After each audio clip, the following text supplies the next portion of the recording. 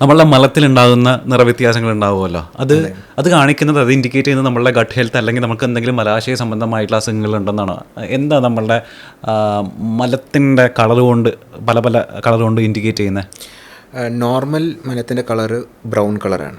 Okay, അപ്പം നമുക്ക് ഈ മലം പോയി കഴിഞ്ഞുകൊണ്ട് ബ്ലഡ് വരുവാണെങ്കിൽ അതിൻ്റെ മോസ്റ്റ് കോമൺ കോസ് വല്ല പൈൽസ് അല്ലെങ്കിൽ ഫിഷറായിരിക്കും, പൊട്ടലായിരിക്കും. ഓക്കെ, ചിലപ്പം ബ്ലഡ് മലത്തിൻ്റെ കൂടെ മിക്സ് ചെയ്ത് വരും, മലത്തിൻ്റെ മുകളിൽ കൂടെ ബ്ലഡ് മിക്സ് ചെയ്ത് വരും. അതിൻ്റെ അർത്ഥം കുടലിൽ എവിടെയെങ്കിലും വൻകുടലിൽ എവിടെയെങ്കിലും ഒരു തടിപ്പ് കാണാൻ സാധ്യതയുണ്ട്. ഓക്കെ, പിന്നെ കറുത്ത കളർ സ്റ്റൂൾസ്, മലം കറുപ്പ് എന്ന് പറയുമ്പോൾ മുടിയുടെ കറുപ്പ്. അത് മാത്രമല്ല, അത് ഈ ക്ലോസറ്റിൽ ഒട്ടിപ്പിടിച്ചിരിക്കും. സാധാരണ ചിലവർക്ക് കുറച്ച് കറുപ്പ് കളർ പോകും, ആ കറുപ്പല്ല, ഇത് ശരിക്കും ബ്ലാക്ക് ടാറി സ്റ്റൂൾ എന്ന് പറയും. ദാറ്റ് ഈസ് മുടിയുടെ കറുപ്പും കാണും, അവരുടെയൊക്കെ ടോയ്ലറ്റിൽ ഒട്ടിപ്പിടിച്ചിരിക്കും. അതിൻ്റെ അർത്ഥം വയറ്റിൽ എവിടെയെങ്കിലും ബ്ലീഡിങ് കാണും. ബ്ലീഡിങ് വന്നാൽ, ആമാശയത്തിൽ എവിടെയെങ്കിലും ബ്ലീഡിങ് വന്നാലേ ഈ ഒരു കറുപ്പ് കളർ മലം പോവുള്ളൂ. പിന്നെ വെള്ള കളർ മലം പോവും. ദാറ്റ് ഈസ് നമ്മുടെ പിത്തം പോണ നാളിൽ എവിടെയെങ്കിലും ബ്ലോക്ക് ഉണ്ടെങ്കിൽ ചിലപ്പോൾ ട്യൂമറാവും, അല്ലെങ്കിൽ ഒരു കല്ലിറങ്ങി ബ്ലോക്ക് ആയിക്കാം, അങ്ങനെ എന്തെങ്കിലും അങ്ങനെ വന്നു കഴിഞ്ഞാൽ നമുക്ക് മലത്തിൻ്റെ കളറ് വെള്ള കളർ മലം ഉണ്ടാവും. നമ്മൾ മലയാളികൾക്ക് ഈ മലാശയ സംബന്ധമായിട്ടുള്ള എന്താ അസുഖം വന്നാലും അത് പൈൽസാണ്. അത് ഫിഷറാണോ ഫിസ്റ്റുലയാണോ പൈൽസ് ആണോ എന്നുള്ളത് നമുക്ക് അധികം ആൾക്കാർക്ക് അത് മനസ്സിലാക്കാൻ ഒരു ജ്ഞാനമില്ല. എനിക്ക് അത്തരം പ്രശ്നങ്ങളുണ്ട്, എനിക്കൊരു പൈൽസ് ഉണ്ട് അല്ലെങ്കിൽ എനിക്ക് ഫിഷറുണ്ട് ഫിസ്റ്റുലുണ്ടെന്നുണ്ടെങ്കിൽ ഞാൻ എങ്ങനെ അത് മനസ്സിലാക്കുക? എല്ലാവർക്കും വരുന്നൊരു കോമൺ ക്വസ്റ്റ്യനാണ്. കാരണം സ്ഥിരം മലദ്വാരം ഏരിയയിൽ എന്ത് പെയിൻ ഉണ്ടെങ്കിലും ആൾക്കാർ ഒന്ന് കാണിക്കാൻ മടിയാണ്, മിക്കവർക്കും കാണിക്കാൻ മടിയാണ്. പിന്നെ അവർ യൂഷ്വലി പോകുന്നത് ഫസ്റ്റ് ഒരു ഫിസിഷ്യൻ്റെ അടുത്തായിരിക്കും, അല്ലെങ്കിൽ പെണ്ണുങ്ങളാണെങ്കിൽ ഗൈനക്കോളജിസ്റ്റിൻ്റെ അടുത്ത് പോകും. പക്ഷെ ശരിക്കും ഒരു സർജൻ്റെ അടുത്ത് പോകണം. സർജൻ്റെ അടുത്ത് പോയാലേ അവർ കറക്റ്റ് മലദ്വാരം നോക്കിയിട്ട് പറയാൻ പറ്റുള്ളൂ. നമുക്കത് വേദന, ബ്ലീഡിങ് ആയിരിക്കും മോസ്റ്റ് കോമൺ കോസ്. എല്ലാവരും അത് വെച്ചിട്ടാണ് നമുക്ക് പൈൽസ് ഉണ്ട്. കാരണം എൻ്റെ അടുത്ത് വരുമ്പോൾ പേഷ്യൻ്റ് വരുമ്പോൾ അവർ പറയുന്നത്, സാർ എനിക്ക് പൈൽസ് ഉണ്ട്. അപ്പോൾ ഞാൻ ചോദിക്കും എന്താ ബുദ്ധിമുട്ട്? സാർ ഭയങ്കര വേദന, വയറ്റിന് പോകാൻ ബുദ്ധിമുട്ട്, ഇതാണ് മെയിൻ കംപ്ലയിൻറ്റ്സ്. അപ്പോൾ ഞാൻ പറയും നമുക്ക് നോക്കാം. അപ്പോൾ നമുക്ക് എക്സാമിൻ ചെയ്യുമ്പോൾ നമുക്കറിയാം അത് പൈൽസ് ആണോ, അത് ഫിഷറാണോ, അത് ഫിസ്റ്റുലാണോ, വേറെ എന്തെങ്കിലും തടിപ്പാണോ, ഇതൊക്കെ ഒരു നമ്മൾ നോക്കിയാലേ നമുക്കത് അറിയാൻ പറ്റുള്ളൂ. അപ്പോൾ എല്ലാ മലദ്വാരം വേദനയും ബ്ലീഡിങ് ഒരിക്കലും പൈൽസ് ആവില്ല. മോസ്റ്റ് കോമൺ ഫിഷേഴ്സാണ്, ദാറ്റ് ഈസ് മലദ്വാരത്തിൽ ഒരു പൊട്ടൽ വരുന്നത്, പിന്നെയാണ് പൈൽസ് വരുന്നത്. ദാറ്റ് ഈസ് എനിക്ക് തോന്നുന്നത് പൈൽസ് കാരണം മോർ കോമൺ ഫിഷേഴ്സാണ്. ഇതിപ്പോൾ വളരെ അപകടകരമായിട്ടുള്ളൊരു സംഗതി എന്താണെന്ന് വെച്ചാൽ പലരും ഇത് പൈൽസ് ആണെന്ന് കരുതിയിരിക്കും ചില ആൾക്കാർ. പക്ഷേ ചിലപ്പോൾ മലദ്വാര സംബന്ധമായിട്ടുള്ള ക്യാൻസേഴ്സും ഉണ്ട്. ഇത് ഭയങ്കര വേഴ്സ് ആവും. ഇത് ആ തുടക്കത്തിലെ നമ്മൾ പൈൽസ് ആണെന്ന് കരുതി ട്രീറ്റ് ചെയ്യാതിരുന്നിരുന്നത് ലാസ്റ്റ് സ്റ്റേജ് ആയിട്ട് വരും, ക്യാൻസർ ആയിട്ട് വരും. ഇത്തരം കേസസ് ഇവിടെ ഭയങ്കരമായിട്ട് ഭയങ്കരമായിട്ട് കോമൺ ആണ്. എനിക്കിപ്പോൾ റീസെൻ്റ്ലി പ്രോബ്ലി ഒരു കഴിഞ്ഞ ആഴ്ച അത് UK വർക്ക് ചെയ്യുന്ന ഒരു നേഴ്സ്, അവർക്ക് ബ്ലീഡിങ്, പൈൽസ് ബ്ലീഡിങ് ഉണ്ട്. അവർ നേഴ്സാണ്, അവർക്ക് അറിയാം. അപ്പോൾ അവരുടെ അടുത്ത് വന്നു, സാറ് എനിക്ക് പൈൽസ് ഉണ്ട്, എനിക്ക് കാരണം അവർക്ക് കുറച്ച് നോളജ് അവർക്ക് അറിയാം, സാർ ഇങ്ങനെ പുറത്തേക്ക് പറഞ്ഞ പൈൽസായിട്ടാണ് തോന്നുന്നത്. അപ്പോൾ ഞാൻ നോക്കിയപ്പം പൈൽസാണ്, അത് റീസെൻ്റ്ലി ബ്ലീഡിങ് ഉണ്ട്. കാരണം ഞങ്ങൾ പ്രൊക്ടോസ്കോപ്പ് എന്ന് പറഞ്ഞ സ്കോപ്പ് ഉണ്ട്, നോക്കുമ്പോൾ നമുക്കറിയാം ചുമപ്പുണ്ട്, ബ്ലഡ് ജസ്റ്റ് വന്നിട്ടുണ്ട്. ആൻഡ് അവരുടെ എനിക്കതൊരു 45 ഇയേഴ്സ്, വേറെ വീട്ടിലാർക്കും ക്യാൻസർ അങ്ങനെ ഒരു സാധനവും ഇല്ല. അപ്പം ഞാൻ അവിടുത്തെ പറഞ്ഞു, നോർമലി 35 ഇയേഴ്സ് ആൻഡ് അബവ് പൈൽസായിട്ട് വന്നാലും ഞങ്ങൾ കൊളനോസ്കോപ്പി, ദാറ്റ് ഈസ് വൻകുടലും മൊത്തം ഞങ്ങളൊരു സ്കോപ്പ് ഇറക്കി നോക്കും, അതിന് കൊളനോസ്കോപ്പി എന്ന് പറയും. അത് കമ്പൽസറി ആയിട്ട് ചെയ്യും, കാരണം ഇങ്ങനെ റെയർ ആയിട്ട് വരാറുണ്ട്. അപ്പം അവർ ഓക്കെ ആയി, ഞാനത് ചെയ്തു. അവർക്ക് പൈൽസിൻ്റെ ഒരു 10 സെൻറ്റിമീറ്റർ മുകളിൽ ഒരു ഗ്രോത്ത് ഉണ്ട്. അത് ക്യാൻസർ ആയിരുന്നു. ബയോപ്സി ഞങ്ങൾ എടുത്തു, ക്യാൻസർ ആയിട്ട് വന്നു. പക്ഷെ വേറെ ഒരു വെയിറ്റ് ലോസോ ഈ പറയുന്ന ഒന്നുമില്ല. പൈൽസ് ബ്ലീഡിങ് 2 വർഷമായിട്ട് ബ്ലീഡിങ് കുറച്ച് കൂടി, വേറെ ഒന്നുമില്ല. പിന്നെ കോൺസ്റ്റിപ്പേഷൻ, മലബന്ധം, അത് ഉണ്ട്. പക്ഷെ നമ്മുടെ എല്ലാം, ദാറ്റ് ഈസ് പൈൽസ് ആയാലും ഫിഷറായാലും ഫിസ്റ്റുലായാലും ഇങ്ങനത്തെ എന്തെങ്കിലും ട്യൂമേഴ്സോ എന്തുണ്ടെങ്കിലും കോൺസ്റ്റിപ്പേഷൻ എല്ലാം ഭയങ്കര കോമൺ സിംറ്റം. ഇതിപ്പോൾ ഇതുപോലെ തന്നെ ഇപ്പോൾ ആളുകൾ വെച്ചുകൊണ്ടിരിക്കുമല്ലോ ഇത്തരം മലാശയ സംബന്ധമായിട്ടുള്ള അസുഖങ്ങൾ വന്നു കഴിഞ്ഞാൽ ആൾക്കാർ ട്രീറ്റ്മെൻറ്റ് എടുക്കാൻ ഒന്നാമത്തെ കാര്യം പേടിയാണ്, പിന്നെ തുറന്നു പറയാൻ മടിയുമാണ്. കറക്റ്റ്. ഇത് പിന്നെ ഇവർക്കുള്ള ഒരു ആക്സസ് എന്ന് ചോദിച്ചാൽ ഇവർക്ക് തുറന്ന് പറയാൻ ഈ മതിലുകളിൽ ഒട്ടിച്ച് വെച്ചാൽ ഇത്തരം പരസ്യങ്ങളായിരിക്കും. അത് ഇപ്പോൾ കേരളത്തിലാണെന്നുണ്ടെങ്കിൽ ഇപ്പോൾ ന്യൂസ് പേപ്പേഴ്സിലൊക്കെ ഒരു ചെറിയൊരു ബ്ലാങ്ക് ഉണ്ടാവും, ചെറിയൊരു സൈറ്റിലായിട്ട്. അപ്പോൾ ഇത് ആരും അറിയില്ല, ഇവരെ വിളിച്ചിട്ട് നേരെ അപ്പോയിൻമെൻറ്റ് എടുത്തിട്ട് പോകും. പക്ഷേ എത്രമാത്രം ട്രസ്റ്റ് വർത്തി ആയിട്ടുള്ള ക്ലിനിക്സിലേക്കാണ് പോകുന്നത് എന്നുള്ളൊരു വലിയ ക്വസ്റ്റ്യനാണ്. അപ്പോൾ നമ്മൾ നേരായിട്ടുള്ളൊരു ഹോസ്പിറ്റലിൽ പോയിട്ട് സർജറി ചെയ്ത് മാറ്റുന്നതിന് പകരം ഇവിടെ കൊണ്ടുപോയി ചിലപ്പോൾ അതിലും വേഴ്സ് ആവാനുള്ളൊരു ചാൻസ് വളരെ കൂടുതലാണ്. മുറി വൈദ്യന്മാരൊക്കെ കൂടുതലുള്ളൊരു പ്രദേശമാണ് നമ്മളുടെ കേരളം. ഇത് നമ്മളുടെ കേരളത്തിൽ എത്രമാത്രം അപകട സാധ്യത കൂടുന്നുണ്ടെന്നാണ് തോന്നുന്നത്. അത്തരം വേഴ്സായിട്ട് അവിടെ അത്തരം സ്ഥാപനങ്ങളിലൊക്കെ പോയിട്ട് വേഴ്സായിട്ട് വരുന്ന കണ്ടീഷൻസ് ഒക്കെ ഇല്ലേ? ഒരുപാടുണ്ട്.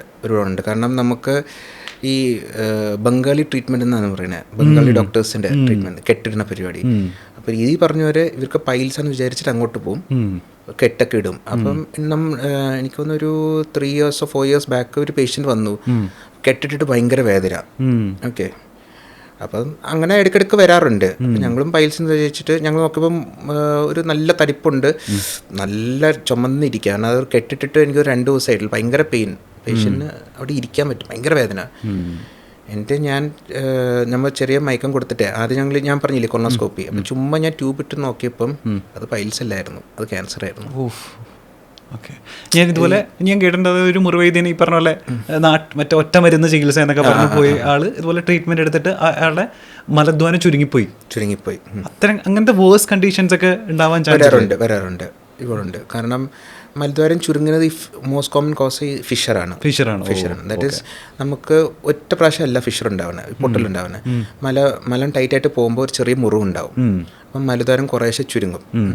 അങ്ങനെ ഒരുപാട് റെപ്പിറ്റേറ്റീവ് ടൈംസ് വരുമ്പോഴാണ് നമുക്കത് ചുരുങ്ങി ഓൾറൈറ്റ് ചുരുങ്ങി വരുന്നത്. ഓക്കെ, അങ്ങനെ ആയാൽ നമുക്ക് മലം പോകാൻ സ്ഥലം കാണില്ല. അപ്പോൾ ആ കേസസിൽ ശരിക്കും മരുന്നിന് ലിമിറ്റുണ്ട്.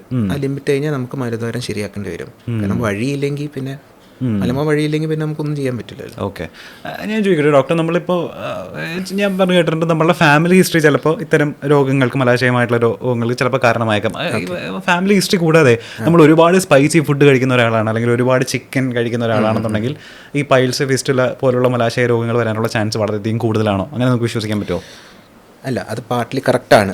ഓക്കെ, ഒരുപാട് സ്പൈസി, ഒരുപാട് ഓയിലി മസാല ഫുഡ്, ഒരുപാട് മീറ്റ്. പക്ഷെ പണ്ടത്തെ രീതി എടുത്താൽ നമ്മളൊരു പാത്രം എന്നിട്ട് ഉച്ചക്ക് ചോറെടുത്താൽ സെൻറ്ററിൽ കുറച്ച് ചോറ്, സൈഡിൽ ഒരുപാട് കൂട്ടുകറി, ചിക്കൻ മീനുണ്ടെങ്കിൽ ചെറിയൊരു കഷ്ണം. ഇപ്പോഴത്തെ എങ്ങനെയാണ്, സെൻറ്ററിൽ വലിയ പീസ് ചിക്കൻ, കുറച്ച് ചോറ് സൈഡിൽ, കൂട്ടുകറിയൊന്നുമില്ല. അപ്പോൾ എന്തൊട്ട് നമ്മുടെ ഫൈബർ ഇൻടേക്ക് വളരെ കുറയും. കോൺസ്റ്റിപ്പേഷനും പൈൽസിനും ഒക്കെ മെയിൻ കോസ് ഫുഡാണ്. നമുക്ക് ഫൈബർ കുറയും, വെള്ളം കുറയും, അപ്പം ഓട്ടോമാറ്റിക്കലി കോൺസ്റ്റിപ്പേഷൻ വരും. ഓക്കെ, ഇപ്പം നമ്മളിപ്പോൾ കൂടുതൽ ഫോളോ ചെയ്യുന്ന അറബ് സ്റ്റൈലും US സ്റ്റൈൽ ഫുഡാണ്, ചൈനീസ് സ്റ്റൈൽ ഫുഡ്. പക്ഷേ അറബ്സ് ശ്രദ്ധിച്ചിട്ടുണ്ടെങ്കിൽ അവർ ഒരുപാട് കഴിക്കും. അവരൊരു മേ ബി ഒരു അര ചിക്കനും കഴിക്കും, പക്ഷെ അതിൻ്റെ 2 ഇരട്ടി അവർ സാലഡ്സ് കഴിക്കും. അവർ കോമ്പൻസേറ്റ് ചെയ്യും, നമ്മൾ കോമ്പൻസേറ്റ് ചെയ്യാറില്ല. അതുകൊണ്ട് അവർക്ക് പ്രോബ്ലം ഇല്ല, നമുക്ക് പ്രോബ്ലം ഉണ്ട്. അങ്ങനെയാണ് ഉണ്ടാവുന്നത്. ഓക്കെ, ഞാൻ നേരത്തെ പറഞ്ഞ പോലെ ഞാൻ ജിമ്മിൽ പോയ സമയത്തൊക്കെ ഈ പറഞ്ഞ പോലെ പ്രോട്ടീൻ ഇൻടേക്ക് ഞാൻ വളരെയധികം കൂടി, മുട്ട കൂടുതൽ കഴിക്കാൻ തുടങ്ങി, പ്രോട്ടീൻ പൗഡർ ഒരുപാട് ഇൻടേക്ക് ചെയ്ത് തുടങ്ങി, ചിക്കൻ കുറേ കഴിക്കും. ഈ പറഞ്ഞ പോലെ സാലഡ്സ് കഴിക്കുന്നുണ്ട്, പക്ഷെ നമ്മൾ അതിനൊരു പ്രൊപ്പോർഷനേറ്റ് ആയിട്ട് നമ്മളത് കൂടുന്നുണ്ടോ എന്നുള്ളത് എനിക്കറിയത്തില്ല. അപ്പോൾ എനിക്ക് വന്ന സാധനമാണ് ഈ പറഞ്ഞ പോലെ ഒരു കോൺസ്റ്റിപ്പേഷൻ വരാൻ തുടങ്ങി. ഇത് നോക്കാതെ പോകുന്ന, ഇപ്പോൾ ജിമ്മിൽ പോകുന്ന ഒരുപാട് ആൺകുട്ടികളുണ്ടായിരിക്കും. അപ്പോൾ അവരോട് പറഞ്ഞു കൊടുക്കാൻ പറ്റുന്ന ഒരു ഐഡിയൽ ഫുഡ് ഹാബിറ്റ് കോൺസ്റ്റിപ്പേഷൻ വരാതിരിക്കാനുള്ളത് എന്തൊക്കെയായിരിക്കും? ഈ ഫൈബർ, ദാറ്റ് ഈസ് അറ്റ്ലീസ്റ്റ് ഇലവർഗ്ഗങ്ങൾ നന്നായിട്ട് കഴിക്കുക, അതിൻ്റെ കൂടെ കഴിക്കുക. കാരണം അതൊരിക്കലും ഫാറ്റോ ഒന്നും കൂട്ടില്ല. പിന്നെ അത്യാവശ്യം വെള്ളം വേണം. ഫൈബറും വാട്ടർ ഇൻടേക്കും നമ്മൾ നന്നായിട്ട് കൂട്ടിക്കഴിഞ്ഞാൽ കോൺസ്റ്റിപ്പേഷൻ ഒരു ലെവൽ വരെ നമുക്ക് പ്രിവെൻറ്റ് ചെയ്യാൻ പറ്റും. നമുക്ക് കോൺസ്റ്റിപ്പേഷനാണ് മിക്ക മലദ്വാരം പ്രശ്നങ്ങളുടെ കോസ്. അത് ക്യാൻസർ ആയാലും ശരി, പൈൽസോ ഫിഷറോ ഫിസ്റ്റുല എന്തോ ആയാലും ഏറ്റവും വലിയ കോസ് കോൺസ്റ്റിപ്പേഷനാണ്. അപ്പോൾ അത് അവോയ്ഡ് ചെയ്യാൻ നന്നായിട്ട് വെള്ളം കുടിക്കുക, ഒരുപാട് ഇലവർഗ്ഗങ്ങൾ കഴിക്കുക. ഇതിപ്പോൾ മുറിവൈദ്യന്മാർ നമ്മളുടെ വീട്ടിൽ തന്നെ അധികമായിരിക്കും. നമ്മളിപ്പോൾ കാരണന്മാരൊക്കെ ഉള്ള വീട്ടിലാണെന്നുണ്ടെങ്കിൽ താറാമുട്ട രാവിലെ തന്നെ പുഴുങ്ങി കഴിച്ചാൽ മതി, അത് തണുപ്പാണ്, അപ്പോൾ നമ്മളെ പൈൽസ് കുറയുമെന്ന് പറയുന്ന ആളുകളുണ്ട്. ഇത്തരം ഒറ്റമൂലികൾക്ക് സത്യം പറഞ്ഞു കഴിഞ്ഞാൽ ഒറ്റമൂലികൾ കൊണ്ട് മാത്രം നമ്മളുടെ പൈൽസോ ഫിഷറോ പോലുള്ള ഒരു അസുഖങ്ങൾ മാറ്റാൻ പറ്റുമോ? നമുക്ക് മാറില്ല, പക്ഷെ നമുക്ക് കുറച്ച് റിലീഫ് കിട്ടും, അത്രേ ഉള്ളൂ. ഒരിക്കലും ഈ സാധനങ്ങൾ മാറില്ല. പക്ഷെ നമുക്ക് നമ്മുടെ that is food habits totally മാറ്റണം. പിന്നെ നമ്മുടെ ലൈഫ് സ്റ്റൈൽ ചേഞ്ചസ് മീൻസ് നമുക്കിപ്പം പണ്ട് നമുക്ക് ബാത്റൂം പോകാൻ തോന്നും, വേഗം പോയി ബാത്റൂമിൽ പോയിട്ട് അപ്പോൾ ഇറങ്ങും. അപ്പം അങ്ങനെയല്ല, മുട്ടുമ്പോൾ ആദ്യം ഫോൺ എടുക്കുക, ബാത്റൂമിൽ പോയി അങ്ങ് ഇരിക്കുക, മുട്ടിയാലും മുട്ടിയില്ലെങ്കിൽ അവിടെ പോയി അങ്ങ് ഇരിക്കുക. നമ്മൾ ഫോൺ നോക്കി ഇരിക്കുമ്പോൾ അത് മണിക്കൂറാവും, 3/4 മണിക്കൂറാവും, 1 മണിക്കൂറാവും, നമ്മൾ അറിയൂല. ഈ സമയത്ത് നമ്മൾ അറിയാതെ തന്നെ ഒരുപാട് മുക്കിക്കൊണ്ടിരിക്കും. അപ്പം ഈ മുക്കി നടക്കുമ്പം നമുക്ക് ഈ പൈൽസൊക്കെ ഉണ്ടാവാൻ സാധ്യത കൂടുതലാണ്. കാരണം കോൺസ്റ്റിപ്പേഷൻ ഉണ്ടാവും. നമ്മൾ ഈ ഓരോ പ്രാവശ്യം മുക്കുമ്പോൾ അതിനകത്ത് പ്രഷർ വരും. അപ്പോൾ പൈൽസ് ഇങ്ങനെ വലുതായി വരും.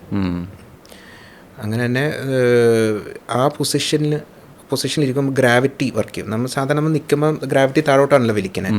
അപ്പോൾ നമ്മൾ നോർമലി ഇരിക്കുമ്പോൾ പൈൽസ് തന്നെ ഓട്ടോമാറ്റിക്കലി നമ്മൾ ഗ്രാവിറ്റി കാരണം ഇതിങ്ങനെ പുള്ളു വരും. പിന്നെ നമ്മൾ മുക്കും. ഇപ്പം രണ്ടും കൂടെ ആകുമ്പം ഈ പൈൽസ് വലിപ്പമായിട്ട് പുറത്തേക്ക്, അതാണ് ഈ 2nd stage 3rd stage 4th stage ഒക്കെ വരുന്നത്. ഇങ്ങനെ ഓട്ടോമാറ്റിക്കലി പുള്ളി ചെയ്യും താഴോട്ട്. അപ്പം കുറേ നേരം ഇരിക്കുമ്പം ഇതിങ്ങനെ ഉണ്ടാവും.